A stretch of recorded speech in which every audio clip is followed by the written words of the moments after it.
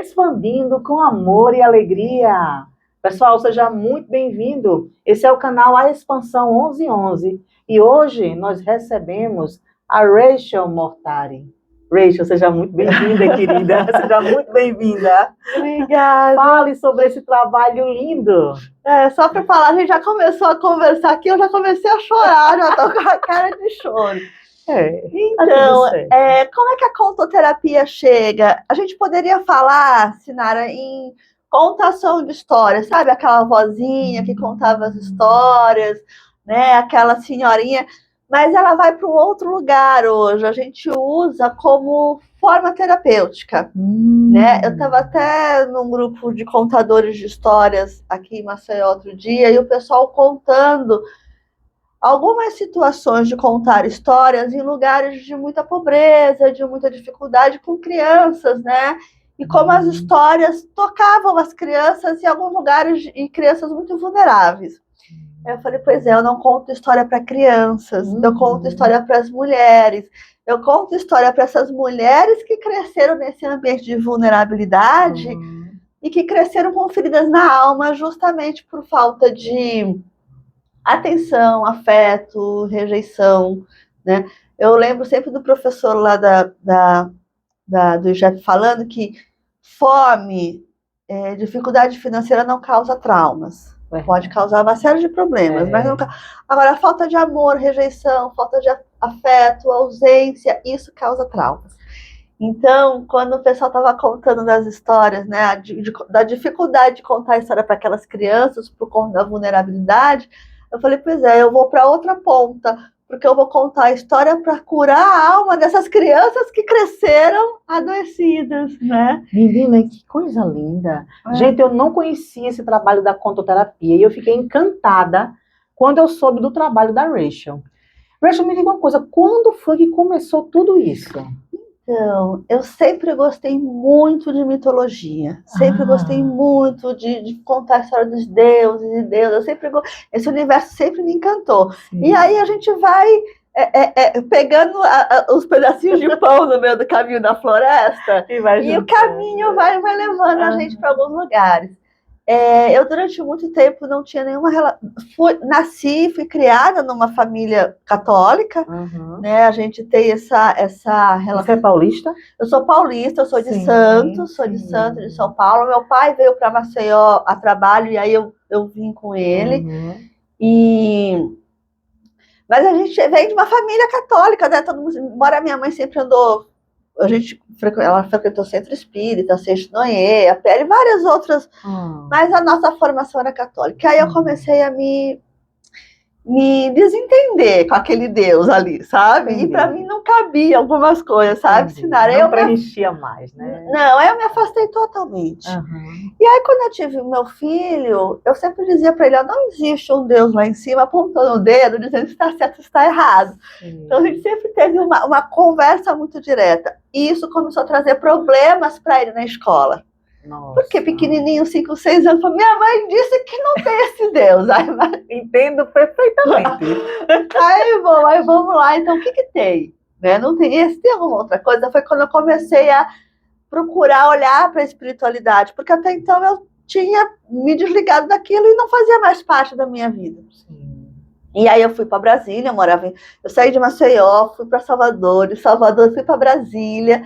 Passei 16, 18 anos em Brasília, e assim que eu cheguei lá, nessa busca pela espiritualidade, eu encontro Mirella Fauber e o grupo Teia de Teia, que é um grupo que cultua o sagrado feminino. A Mirella é uma das grandes estudiosas de deusas, desse universo do feminino, e eu comecei a fazer parte desse grupo. Lindo!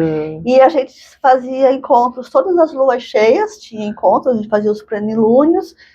E em cada encontro, a Mirella tem um livro que se chama O Anuário da Deusa, que todos os dias do ano tem uma deusa. 365 deusas. E aí ela conta a história dessas deusas. E toda noite de lua cheia, a gente fazia os encontros, os plenilúnios. E nesses plenilúnios a gente levava uma deusa. São deusas de todos os panteões pegando característica daquela deusa. Sim. Você tem ali a Kuan-Yin, né?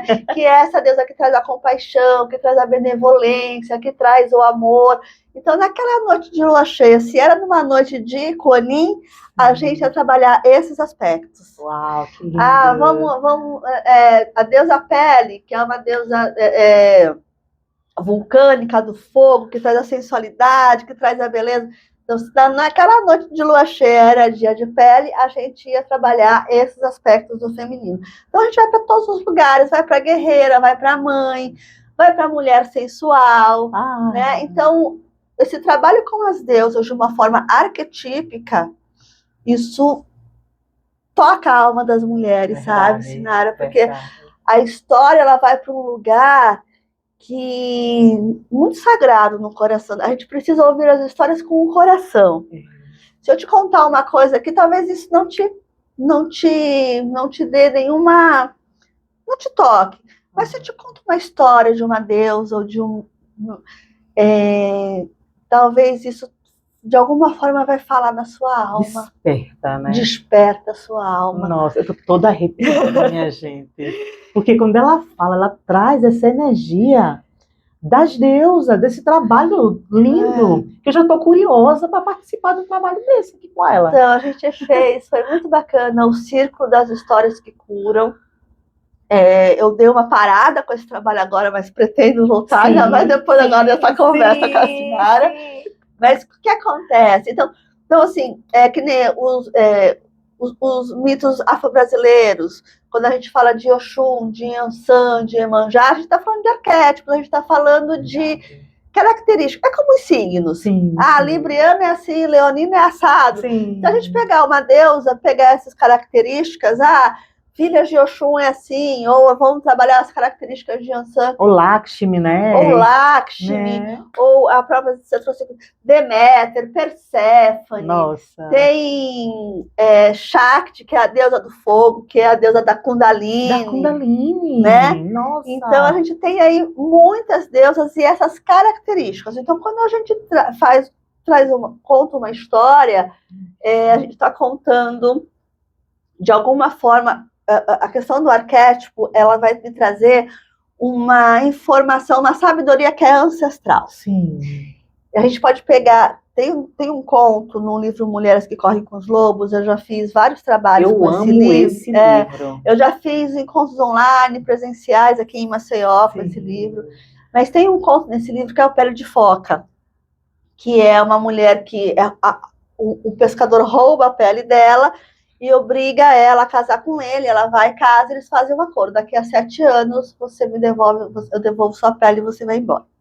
Quando chega a 7 anos, ela começa a descamar, já deu o tempo dela, ele falou, olha, você me prometeu tal coisa, e não, mas se você for embora, você vai deixar marido, filha, e aí acaba que ela foge e volta para o fundo do mar, que é do que a alma dela é feita, ela vai em busca daquilo que é a alma dela. Sim. E se a gente for para um conto afro-brasileiro, que é o de Yansan, ela também tem uma pele de búfala, que também é roubada. Nossa, e ela passa buscando essa pele de búfala dela, algum rouba a pele dela, e ela vai para a casa dele, que tem outras mulheres. Então, assim, arquetípica nesse sentido, em qualquer cultura que você fale, a gente vai encontrar pontos parecidos, né? Sim. Tem a história de Vassalissa, a gente tem várias versões para a mesma história. Uhum. Todas vão tocar no mesmo ponto. No feminino. No feminino, na intuição, na necessidade da gente vivenciar aquilo que é a nossa essência. Nossa, gente, olha só. Hoje em dia, a gente está passando por um momento tão crucial, tão incrível, do resgate do feminino, sabe? O que eu podia dizer para vocês tendo a oportunidade de participar de um grupo desse com a Rachel, participem. Porque não é por acaso, né? Nada é por acaso. A Rachel veio para cá, não é por acaso. Nós estamos nesse momento agora que o planeta Terra está passando por essa transição, onde o resgate do sagrado feminino está vindo com força total. Não é, Rachel? A gente está entrando numa era agora que é a era de aquário, né? De aquário. Já entramos, né? Já entramos na era de aquário. Então, que é uma era feminina, Sim. que é uma era do movimento, que é uma era do ganha-ganha, diferente da era de peixes, que era uma era mais masculina, mais ferro e fogo, né? A era de aquário, ela traz pra gente esse contato com a terra. Isso. De muitas mulheres se colocando. Você vê uma mulher empreendedora, uma empreendedora feminina, a gente vai olhar para o ganha-ganha, não para o ganha-perde. Isso, né? isso. Então, quando a gente fala em sagrado feminino, parece que é uma coisa tão distante, mulheres na floresta. Não, é no nosso dia a dia. É a conexão com o meu sangue menstrual. Eu já recolhi o meu sangue. Mas as mulheres que ainda estão menstruando, gente, a menstruação, ela é um processo de vida, morte e vida, né? É incrível. A gente vai... Qual é o maior adoecimento do feminino, Sinara? Porque, assim, a gente entrou num modus operandi do masculino, da produção. Só que os homens, eles são lineares. Exato. Nós somos cíclicas. E nós vivenciamos os ciclos, os hormônios. Em um mês, a gente tem variações diferentes. Uma estação, né? Uma estação inteira. Né? E quando vem a menstruação é justamente a morte. A menstruação é um momento de luto, de recolhimento, é um momento de muita conexão com o divino, com a espiritualidade, porque aquilo que não vingou vai sair do meu sangue. Sim. E é um momento de recolhimento. Que nada, vamos pra academia, vou deixar de frescura, deixa de mimimi. Não é isso. Não é. Eu vou lhe dizer uma coisa, Rachel. O que o Rachel está falando faz total sentido, gente. Porque, olha só, na minha vida laboral, eu executo um trabalho que a gente trabalha muito yang. Né? Então, eu entrei nessa vida laboral onde o meu yang foi muito lapidado. E eu costumo dizer que quando eu entrei nesse trabalho, eu me tornei uma pessoa que eu nunca pensei que eu seria. E para que eu resgatasse novamente meu feminino foi um processo. Como nada é por acaso, a gente sabe que até isso tem um motivo de ser. Eu fiquei tentando entender esse processo em mim mesma. E hoje eu faço esse movimento de retorno para acolher o meu feminino, né? Então, olha só, o acolhimento do feminino faz a gente se sentir mais sensível, faz a gente se sentir pertencente de uma imperatriz. Eu posso dizer isso porque a gente se sente uma imperatriz quando a gente acolhe o feminino. E hoje, quando o Rachel fala de arquétipos, eu já lido um pouco com essa questão de arquétipo. Inclusive, o papel de parede do meu telefone são várias figuras arquetípicas femininas, né? Então, assim, eu faço esse movimento de acolhimento do meu feminino. Só que a gente se engana achando que o feminino só quem tem é mulher. E não. Os homens também têm o feminino, que também precisa ser trabalhado. Assim como a mulher também tem um masculino que precisa ser trabalhado, né? Mas o trabalho da Rachel, quando ela vem trazendo esse trabalho com as mulheres, é algo que as mulheres hoje precisam, porque muitas já perderam isso. E não sabem o caminho de volta. Não sabem o caminho de volta. Porque o caminho de volta é você se autoconhecer, é você voltar, é olhar para dentro. E a Rachel, ela está fazendo esse movimento, gente. Esses dias eu atendi uma moça e ela falando, eu não consigo, ela mora no Rio, um frio danado, e ela falou, eu não estou conseguindo, se martirizando porque não estava conseguindo ir para academia acordar às 5 da manhã. A gente é inverno. No Rio de Janeiro, a temperatura estava muito baixa. Eu falei, que eu atendi, acho que faz 8 graus, 9 graus. Eu falei, gente, é inverno, dorme mais um pouquinho, não tem problema. Não tem problema. Vamos respeitar o ciclo. O movimento tem um ciclo interno e tem um ciclo externo. A gente precisa estar ligada nas estações. Nas estações, exatamente. Né? É um momento de recolher, é um momento de se olhar para dentro. De se olhar, de pausar, acolher, tudo bem, entendeu? Vou ficar aqui mais um pouquinho. Me diz uma coisa, Rachel. Me fala desse grupo. Como é esse grupo? Quando você forma assim, esse grupo com as mulheres, como é isso? Então, eu fiz... eu estou tentando alguns modelos. Algumas modelos. Quando a gente fazia esse trabalho lá na Teia de Teia, lá em Brasília, né, a gente trazia muito isso, a gente contava a história daquela deusa e as características daquela deusa, e a gente trabalhava em cima daquilo dentro de nós. Sim. Então, o meu trabalho hoje eu faço dessa mesma forma. Quando a gente vai fazer a roda das estações, eu trabalho uma deusa ligada àquela estação, que nem quando a gente fala da primavera, a gente traz Deméter e Perséfone, né? A gente pode trazer deusas do inverno, deusas do verão, sim, deusas mais solares, né? Como Kuan Yin é uma deusa solar, Matsurato, que é uma deusa japonesa, que é uma deusa solar, né? Então a gente pode trazer isso. Então o que eu faço? Normalmente eu reúno, eu adoro falar. Sim, eu adoro falar. Aí eu conto as histórias dessa deusa, sim, eu conto esses mitos, e a gente trabalha dinâmicas terapêuticas, sim, ligadas a isso. Às vezes eu faço constelação familiar, que eu também sou consteladora. Às vezes a gente faz uma dinâmica, um trabalho assim. Então, gente, é tão potente quando as mulheres se reúnem. E os relatos das mulheres que trazem essas figuras, esses arquétipos? Então, algumas pessoas se assustam, sabe? Porque é tudo tão antigo, é tudo tão novo. Sim, sim. Então, algumas mulheres se assustam um pouco de onde estava isso que eu nunca tinha visto. Sim. Entende? Tudo acaba assim, não, mas assim, normalmente isso vai lá na alma e isso faz diferença, sabe? Eu vejo pessoas falando, poxa, aquele trabalho que a gente fez repercutiu assim, olha, estou me sentindo mais leve, estou muito mais atenta ao meu corpo, estou mais atenta à minha alimentação, estou mais atenta ao meu querer, aos meus limites, sabe? Porque a gente aprendeu que o feminino, ele é sem limites, sem né? Limites, Então a gente vai também nesse lugar. E uma coisa que bacana que você falou, do masculino e do feminino. Né? Jung vai falar da ânima e do ânimos, yang e yang, né, que você traz. A gente tem esse equilíbrio. As mulheres, quando elas ficam muito mais masculinas do que femininas, elas vão para um lugar ruim, digamos assim, do masculino.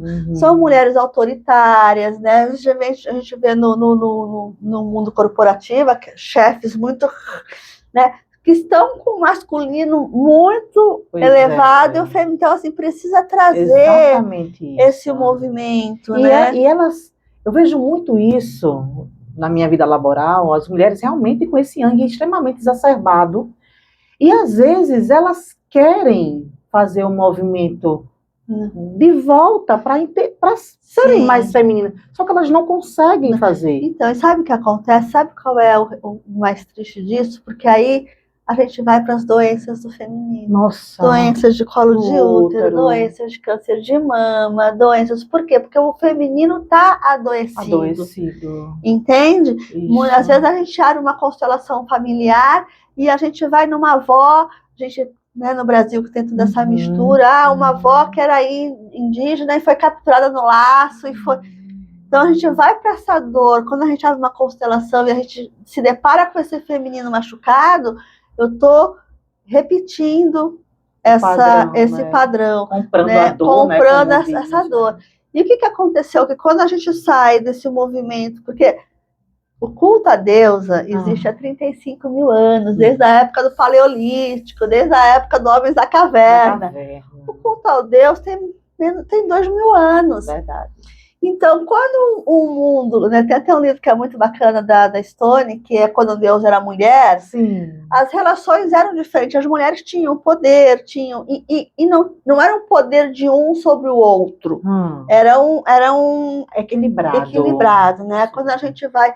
Tem uma questão, tem um matriarcado, como patriarcado, ele supõe a dominação de um gênero sobre o outro. Mas nos tempos antigos era matrifocal, que é diferente, que era a linhagem vinha do feminino, vinha da mulher, não importava quem era o pai. Sim, sim. Né? Então, matrifocal, porque vem do feminino, que é diferente de matriarcado, que é o feminino dominando o masculino. Sim. Aí, o que acontece? Aí começa a movimentação do mundo, a era glacial, aí começam as invasões indo-arianos, os deuses masculinos com as suas guerras. A gente troca... Vou só Sim, fazer sim. Fique à vontade. Aí a gente vai trocar a era do cálice, da deusa, sim, pela era da espada do deus, da guerra e tudo. E aí eles chegam detonando e quebrando templos e acabando com templos. E aí, o que acontece com o feminino? O deus vira homem e as mulheres perdem a relação com a divindade, com o que é divino, porque assim, sim, é a imagem e semelhança de Deus. Sim. Um Deus que não menstrua, um Deus que não dá leite, um Deus que... E aí, não cria. Que não cria. Porque quem tem o poder de criar é o conjunto, mas é a mulher que gera. De quem gera, né? E aí, o que acontece com esse feminino? Ele precisa se encaixar nesse modelo masculino de viver, que nos adoece. Porque a gente precisa descansar, a gente tem ciclos diferentes, mas a gente quer viver como os homens vivem. Então, a história da contoterapia é trazer de uma forma lúdica, de uma forma leve, de uma forma muito feminina, sim, esse resgate. O Rachel, né? Tô com um filme, minha gente, aqui, eu acho que o Rachel vai saber que filme é esse. Na ponta da língua, e ele não sabe. É um filme que fala das deusas e de... Nossa, de Excalibur. Tem as Brumas de Avalon. As Brumas de Avalon. Gente, eu assisti esse filme, eu era adolescente. Esse também. Tinha os livros, eram acho que 3 ou 4 livros. Eu nunca esqueci. Uhum. Eu tô toda arrepiada. Eu amo esse livro. Toda arrepiada. E ele traz um sentido. Ele explica tudo isso que você tá falando aí. É tão legal, porque no final do livro, no final do filme... Olha, faz muitos anos. Nossa, eu vou assistir de novo esse filme. Mas o que acontece? Quando Avalon é tomada, né? E começa o cristianismo começa a tomar conta e criam as igrejas. Olha, também estou toda arrepiada, gente. Morgana, que era a última druida viva, né? A última sacerdotisa de Avalon, ela vai para um convento de freiras, e aí ela... Olha, dando vontade de chorar. Ai, que lindo, deixa eu ver. E aí ela vê as freiras colocando velas e flores no altar.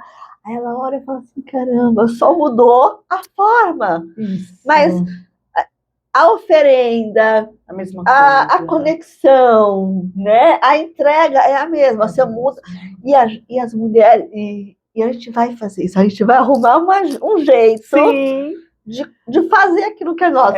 No livro das Mulheres que Correm com os Lobos, logo no comecinho, ela fala um pouco disso. Às vezes você até vai para a igreja, você até coloca um chapéu e coloca uma roupa, mas não tem jeito. Daqui a pouco o seu rabo vai aparecer, as suas orelhas vão aparecer. Por mais que você se disfarce, todo mundo vai ver quem você é. Sabe aquela história do gato que se esconde e deixa o rabo de fora? É mais ou menos isso.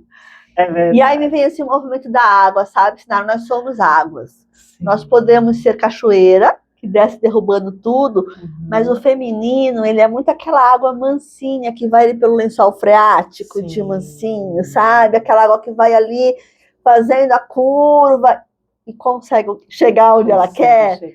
Então, é isso. A gente vai arrumar maneiras de expressar o que a nossa alma deseja. E quando a gente escuta uma história e que acende essa luzinha, você pode, pô, então eu posso escrever? Então eu posso dançar? Então eu posso fazer aquelas comidas que eu gosto? Então eu, sabe? Então eu posso dizer não para um cara que tá me... Sim, não, né? Tá tudo bem, tudo certo. Então as histórias vai nos colocar nesse lugar de aprender... Né? Mas de aprender a lidar com as nossas coisas do dia a dia. Isso. E o mais importante, sabe?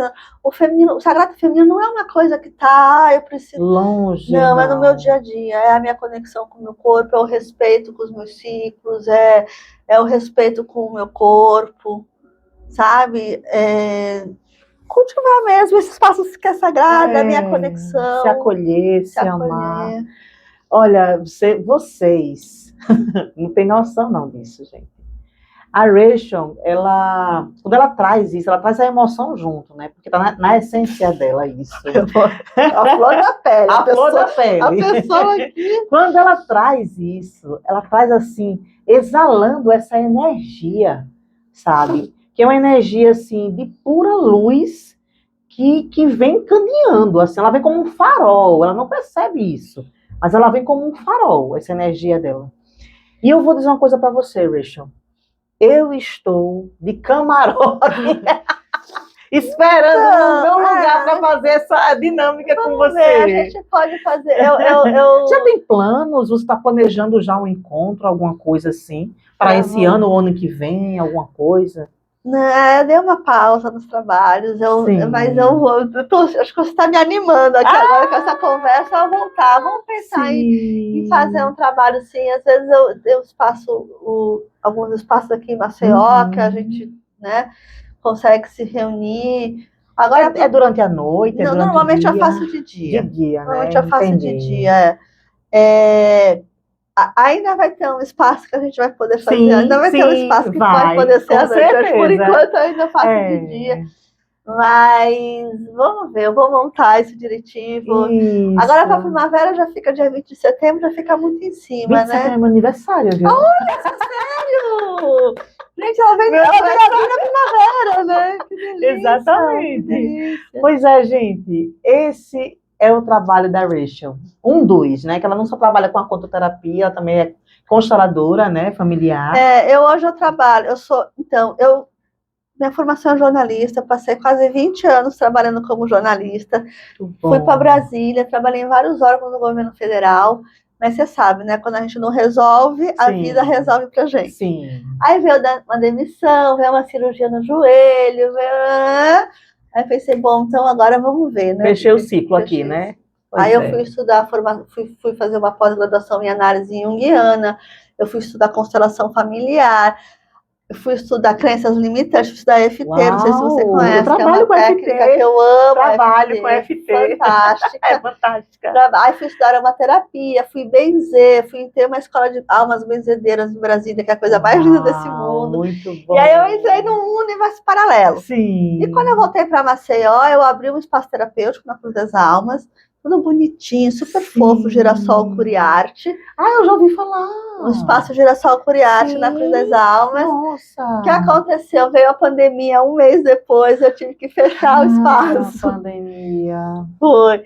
E aí era uma casinha linda, uma casinha de boneca, muito fofa. E hoje eu faço os atendimentos, a maior parte dos atendimentos são online. Então eu trabalho com a análise junguiana, com a terapia formal, né, semanal. Trabalho com a constelação familiar e trabalho também com a EFT. E todo o meu trabalho vai ser permeado por essa base que eu tenho, do que eu aprendi com a Mirella Fowler na Teia de Teia. Eu fui uma sacerdotisa do Sagrado Feminino. A gente fazia votos de sacerdócio todo ano, a gente se reunia, aquele monte de mulher fazia.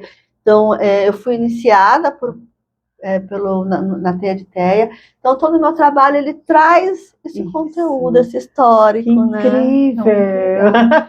E aí, tá esse desafio, né, Sinara, de voltar com os grupos de mulheres. Então, eu acho que você pensa em também formar mulheres? Então, eu nunca pensei nisso, não, em trazer conteúdo para formação. Eu gosto muito da coisa do... Eu gosto muito... de despertar a alma do feminino, sabe? Então eu gosto mais de ser terapeuta do que de ser professora. Mas eu já ouvi demandas sobre isso também, de criar grupo. Pode ser algo futuro, né, que você pensa? O que a gente fez, o que eu fiz uma vez, eu já tive vários grupos do livro Mulheres que Correm com os Lobos. Da gente se reunir uma vez por mês para falar do conto, para falar. Não era bem uma formação, mas é isso, né? Eu gosto muito de estar nesse lugar de cutucar e despertar, sabe? Ei, acorda aí você. Toque, vem pra cá. Rachel, eu quero lhe agradecer, porque o seu trabalho é lindo, sua energia é muito expansiva, você tem a energia do sol, assim, que expande, onde chega, sai trazendo essa energia de muita alegria, né? Se em algum momento esse chamado para vir para esse podcast mexeu aí dentro, é porque chegou o momento da gente fazer assim, com as porteiras, abre e vamos para frente. Vamos botar essa mulherada em roda, porque é tão potente. Quando você escuta a história da outra, fala, poxa, Então não acontecia só comigo, acontece com ela. Aquilo que eu acho que é uma dor minha é do coletivo. E outra coisa, rapidinho, não sei como tá de horário. Não, mas sabe uma coisa que acontece? Nos ensinaram que nós somos rivais e nós não somos. Não somos. Por que que fala? E, gente, isso é arquitetado, tá? Programado. Por quê? Porque enfraquece. Se eu me coloco aqui como rival da Sinara, eu vou enfraquecer o feminino. Exatamente. Se a gente se junta, a gente se... Olha, eu sempre coloco isso, juntas nos fortalecemos. Sozinhas nós adoecemos. Então, estar em roda com outras mulheres, conversar com outras mulheres, sair desse lugar do julgamento. Porque tá com o decote tal, porque tá com a roupa tal. Vamos olhar para outra mulher com compaixão, com amorosidade. Sabe? É isso, Rachel. Eu acho que você tocou num ponto agora muito chave, porque existe essa questão mesmo de rivalidade feminina, que às vezes a gente nem entende por que existe isso. E às vezes eu sou uma pessoa que sinto muita energia. Eu sou muito de sentir a energia do outro. E às vezes eu sinto que o outro tem uma resistência comigo de alguma forma, mas eu sei que às vezes essa resistência, quando a gente tem resistência com alguém, é porque precisa ser trabalhado na gente, né? É a gente que precisa ser trabalhado, não é o outro, é a gente. Então, quando o outro tem alguma resistência comigo, é porque tem alguma coisa no outro, em mim, no outro, que incomoda o outro. Então, precisa trabalhar dentro da pessoa. Não sou eu, é a pessoa, né? E vice-versa, tá tudo certo. Mas todo mundo vem com aprendizado, para trazer um aprendizado, para fazer a gente entender e enxergar a gente de alguma forma, né? Para aprender, para mudar, para evoluir. Estamos aqui para ser felizes, mas não viemos aqui a passeio. Né? A gente veio aqui para cumprir uma missão, para evoluir, né? Eu sempre cito esse livro da Ana Cláudia Arantes, ela fala assim, vaca é vaca, gato é gato, cachorro. Mas ser humano é ser humano, a gente vai ter um verbo de desenvolvimento. Né? Então, aquilo que eu estou vivenciando hoje, as minhas dificuldades, elas são justamente o meu desafio nessa existência. É o meu aprendizado, né? O que eu preciso aprender com isso? A Rachel, ela tem um filho, né, Rachel? Tem um filho. Eu também tenho um filho. Quantos anos tem seu filho? Ele tem 28. Pois é, o meu tem 9. Nossa! É uma criança, né, Bernardo. E eu ensino o Bernardo, desde agora, a ele aprender a respeitar o ser feminino, né? Por que eu estou trazendo esse assunto para cá, gente? Porque é de fundamental importância que a gente entenda o papel da gente na educação dos homens. Então, assim, quando você educa um homem para respeitar uma mulher, você está ampliando aquilo ali. E ele, mais tarde, ele também vai educar os próprios filhos com outra perspectiva. Também respeitando. Então, nós somos responsáveis por isso. Com certeza. Né? As pessoas falavam muito assim para mim, mas educar filho homem é mais fácil. Aí eu falei, mais fácil por quê? Precisa do mesmo cuidado da minha... Que homem você está criando? Que homem você está criando? Né? Porque vai sair à noite. Tem problema sim. Se sai à noite, se beber demais, está tão vulnerável quanto... Talvez, tudo bem, menos, né, do que uma mulher, mas está vulnerável. Precisa da mesma atenção. E precisa dessa reflexão. Como é que você trataria... Como é que você gostaria que a sua mãe, sua avó, suas tias, sua irmã fossem tratadas? Então, a gente, às vezes, a gente está todo automático, né, Sinara? E sem perceber, algumas sem perceber, outras percebendo, mas a gente está reproduzindo o machismo. Então, isso que você traz, acho que é muito legal, é muito importante. Então, a gente, como mulher, ficar atenta para que tipo de educação eu vou dar. Eu escutava da minha avó dizia assim, minha avó é uma mulher que eu tenho muita admiração, que como a maioria das mulheres brasileiras são mulheres guerreiras, e que a gente traz isso também junto, né? Mas assim, a minha avó dizia, você já escutaram esse ditado, prenda as suas éguas que o meu varão, varão? Meu cavalo tá solto. Então assim, não crio meu filho assim. Exatamente. Eu crio meu filho para respeitar a mulher. Eu digo a ele, filho, mulher é para ser respeitada. Então não se toca não se fala, coisas que não é para falar para magoar. Não sei. Então você tem que ensinar o caminho para ele. Por quê? Porque ele precisa. É importante que ele tenha o masculino trabalhado? Sim, é importante. Mas é importante que ele também tenha o sagrado feminino dele também trabalhado. Sim, sim, tem esse equilíbrio, né? Você traz muito isso. Mulheres precisam ser iniciadas por mulheres e homens precisam ser iniciados por homens. É importante para o menino que tenha uma presença masculina, um pai, um avô, um tio, alguém que represente essa força do masculino, para que tenha essa, né, esse equilíbrio. A gente vê muito isso, muitas mulheres criando filhos sozinha. Muitas mulheres criando, então assim, muitos meninos criando. O que acontece? A gente acaba perdendo um pouco dessa e a gente vai pro lugar da guerreira. Exato. E é uma das grandes coisas, então eu não quero mais ser guerreira. Não quero ser guerreira, não quero. Chega, eu posso soltar as armas. Eu quero soltar. Tirar essa armadura, porque a gente vai para esse lugar da sobrevivência. Exato. Então assim, e é um ciclo vicioso, né? Quando a gente tem homens mais bem criados, né? Sim. Com outra perspectiva, a gente vai ter relacionamentos amorosos melhores, a gente vai ter novas gerações melhores. Então, talvez, como eu digo, como nada é por acaso, talvez até isso também não seja por acaso, Rachel. Se a gente parar para analisar, talvez tantos filhos serem criados apenas por mães, talvez seja necessário para ter uma nova visão de um homem futuro melhor. De um feminino, Mas para que isso aconteça, as mulheres também precisam curar os seus femininos. Porque tem muita mulher que não está curada. Então, o que acontece? Essa é uma grande questão. Porque, olha só, eu preciso saber quem sou eu, o que é curar esse feminino, o que é tratar, o que é olhar com amorosidade. Porque os homens também estão confusos. O machismo e o patriarcado fere tanto a eles como fere a nós. Verdade. Eles também estão confusos. Então a gente precisa, ter muita clareza de quem somos, de como para poder dizer para eles o que a gente quer. A gente também está perdida. Então tá todo mundo. Acho que foi muito importante toda a conquista que a gente teve, né? De espaço, de trabalho, mas a gente se perdeu um pouco, sabe? É verdade. A gente foi muito para esse masculino. Aí é esse caminho que volta. Aí é a gente voltar para dentro, se entender, se perceber, então é isso que é ser mulher, é isso que é ser feminino, para eu poder dizer para o outro que eu quero.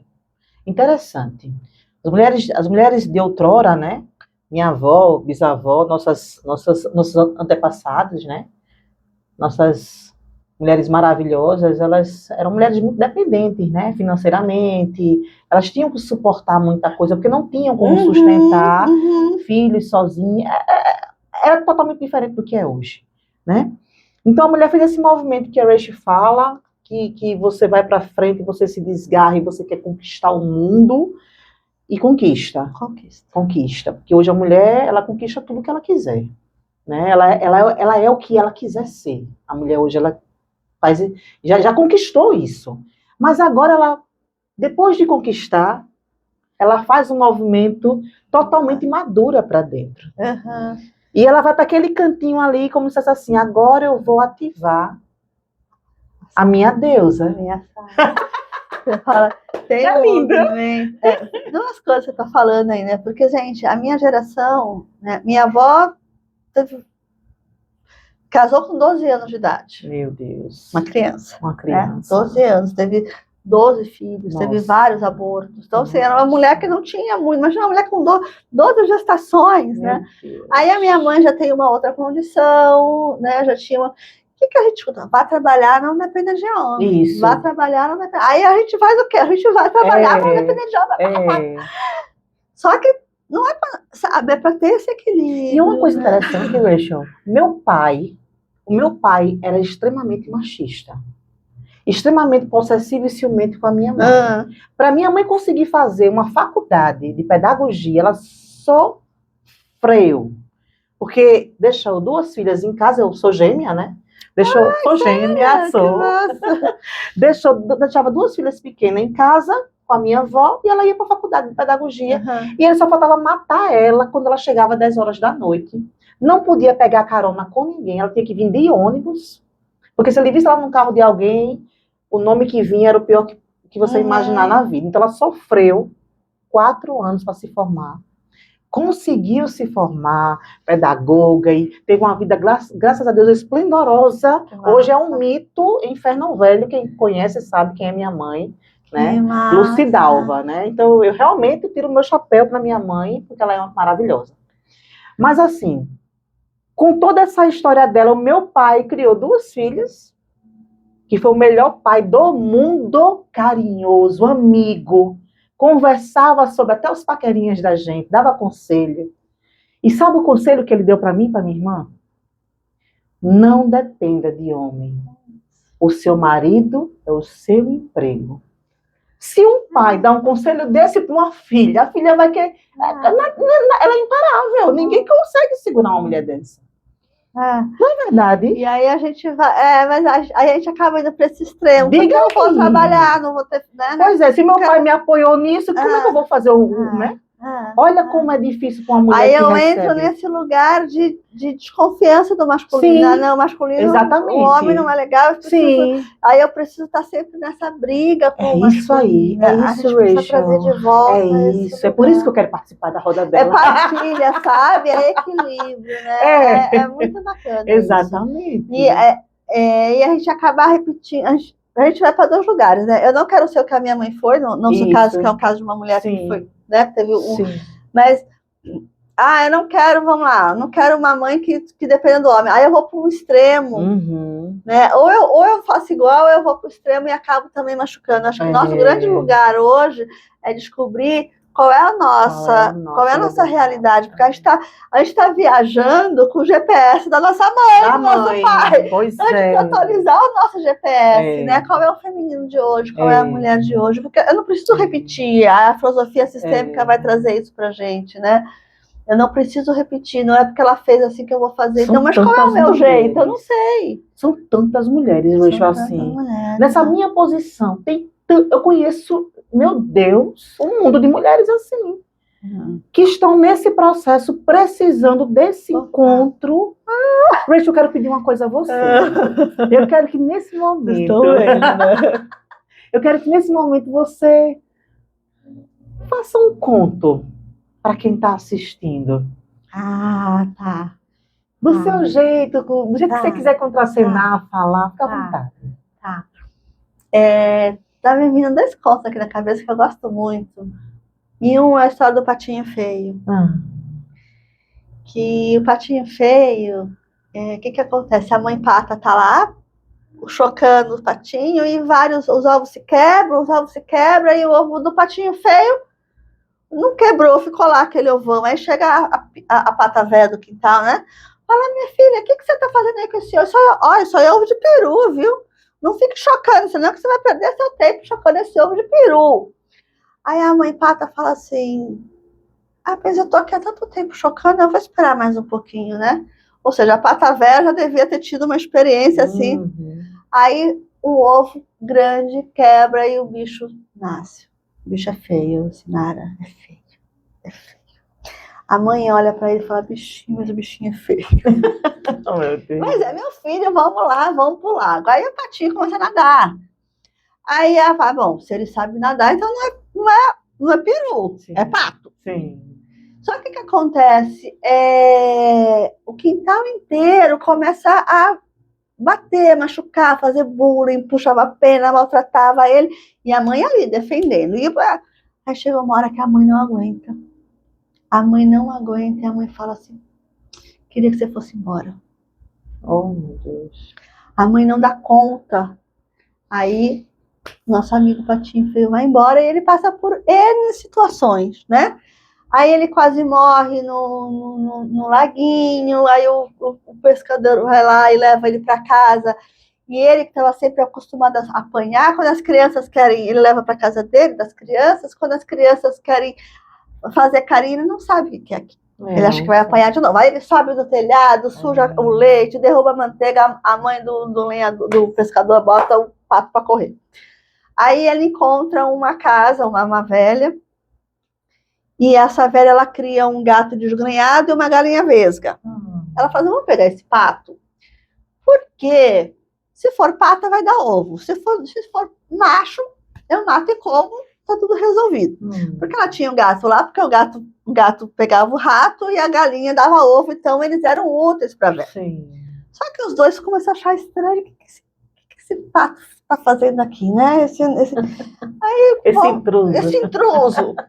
Qual que é seu sonho? Aí o patinho fez assim, gente, eu amo nadar, voar na imensidão do céu azul, eu amo, né, ver tudo lá de cima, maravilhoso. E eu gosto de mergulhar, eu gosto também de ir lá no fundo do rio. A galinha que tem asa, mas não voa, achou aquilo um absurdo. Imagina voar, pra quê? O gato que tem medo de água, que sonho mais ridículo, tomar banho de rio. Aí o patinho olha e fala assim, realmente, acho que aqui também não é o meu lugar. E aí ele continua a caminhada dele, ele passa por 1000 situações, aí chega o inverno, aí quando começa a primavera, ele tá nadando lá, e nessa busca dele, ele vê passar pelo céu um dia aves lindas, maravilhosas, ele olha aquelas aves tão brancas, tão bonitas, ele acha aquilo tão incrível. O coração dele enche de amor, ele nunca tinha visto criatura tão linda, sabe, Sinara? E aí, mas passou, as aves foram embora. Quando chega a primavera que ele tá no rio, ele vê no lago que ele tá nadando 2 seres iguais àquele. E aqueles seres tão lindos, ele fica tão, né, admirado com aqueles seres. E aí ele se aproxima e fala, bom, se eles vierem me bater, tudo bem, pelo menos eu vou morrer feliz perto desses seres lindos, né? Aí ele se aproxima dos 2 cisnes que estão no lago e os cisnes começam a limpar ele, ajeitar, e aí ele se encolhe, se olha. Quando ele olha no lago, o que ele vê? Ele. Um cisne lindo. Quando ele olha, ele fala, gente, eu sou igual a eles. E aí eles saem, voam e vão embora, voando tranquilamente pela imensidão do céu. Ele nunca foi um pato feio. Ele sempre foi um cisne, ele sempre foi lindo, maravilhoso. O que falta? Encontrar a turma. É isso que a gente precisa. A sua própria egrégora. Encontrar a nossa própria turma. Se a gente ficar andando com galinhas vesgas e gatos desgrenhados, a gente não vai realizar sonho nenhum. Percebe? Gente, que lindo!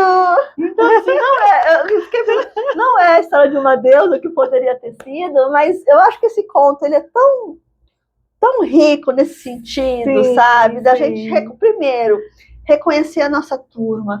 Com quem você anda. Com quem você anda. Entendeu? Isso vai fazer toda a diferença. Então, assim, o que é confiar nosso potencial? Não sou um patinho feio, eu sempre fui cisne, e as pessoas precisam encontrar a minha turma. E aí, quando eu encontro essa turma, quando eu estou num círculo de mulheres, quando eu estou numa roda de mulheres falando das coisas do feminino, pessoas que acreditam no meu sonho, que incentivam o meu sonho, que sabem do que eu estou falando, aí a gente tem a tendência de potencializar, né? Incrível, gente! É muito legal, gente. Eu amo fazer assim, eu adoro ficar contando essas histórias. É lindo, é lindo. E a Rachel, ela fechou lindamente falando da turma, né, gente? Que turma você está andando, né? Que está fazendo você talvez se perder, não saber quem você é, ficar confuso, não progredir, não prosperar, não se encontrar. Ter vergonha de falar do trabalho, ter vergonha de falar do que faz, ter vergonha de mostrar a sua dança, até a sua terapia, né? Tem tantas terapeutas que estão lá morrendo de medo de se colocar. Foi difícil para mim também fazer a transição, sair do jornalismo para virar terapeuta, né? Mas é isso, com quem eu ando, né? Com quem que eu vou escutar? As pessoas que já fizeram o mesmo caminho que eu fiz, as pessoas que estão lá frustradas, que não conseguem. Então, encontrar a nossa turma, acho que é o primeiro passo, sabe? E acreditar, aquilo que é fácil pra gente é o nosso dom. E todos nós temos um dom e um talento.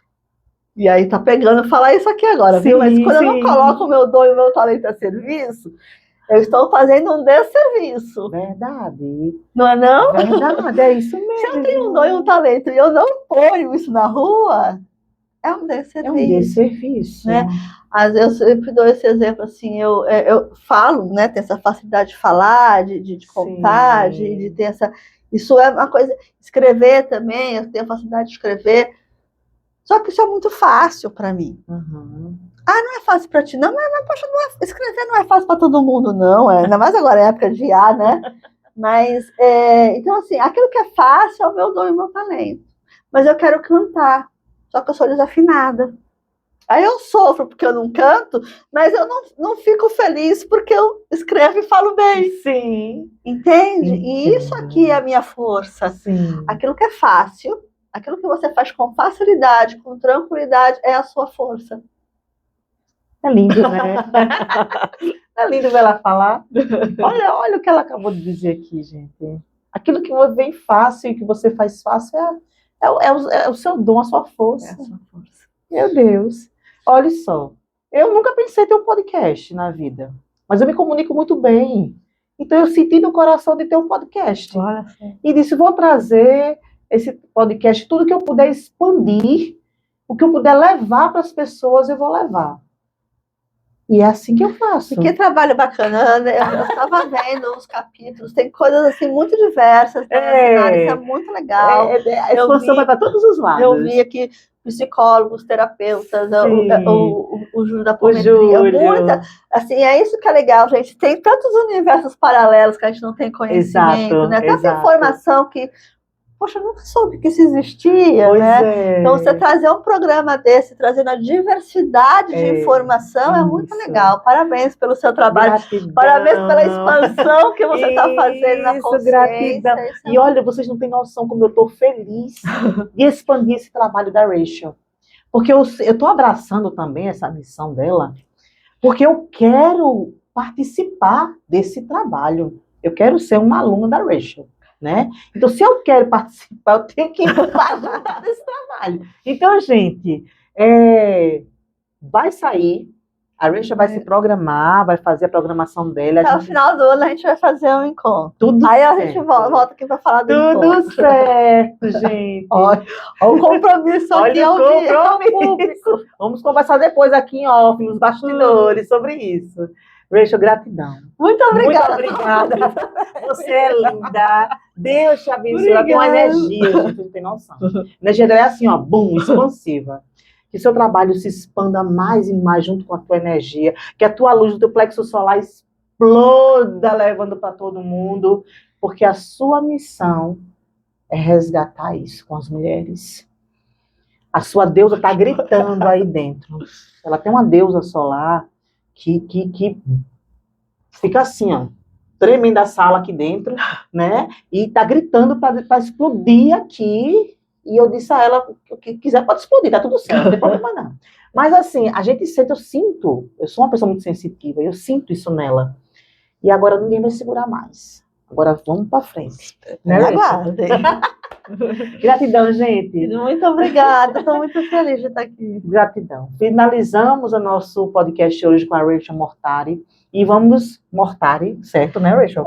Posso deixar até o meu Instagram, né? Sim, que é @Rachel, escreve Rachel Mortari. Isso. E aí dá uma olhada lá no meu Instagram, tem um canal no YouTube também, mas é mais no Instagram, assim, quem quiser me procurar, me acha lá no Instagram, no @Rachel Mortari. Esse presentinho para você é uma lembrancinha que a gente dá sempre para todos os convidados.